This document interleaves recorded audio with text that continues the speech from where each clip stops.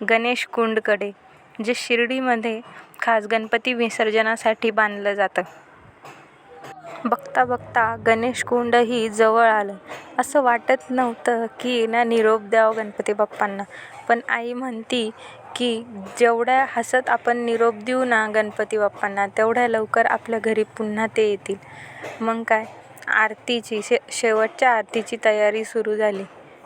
तिथे आरतीसाठी आम्ही सगळेजण जमलो आणि आरती केली. आरती संपल्यावर बाप्पांना निरोप देण्याची वेळ जवळ आली.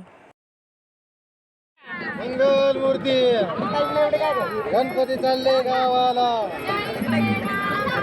गणपती बाप्पा. मग काय, आता गणपती बाप्पांना निरोप देऊन पावले घराकडे वळाली आणि आता राहिल्या त्या फक्त गोड आठवणी.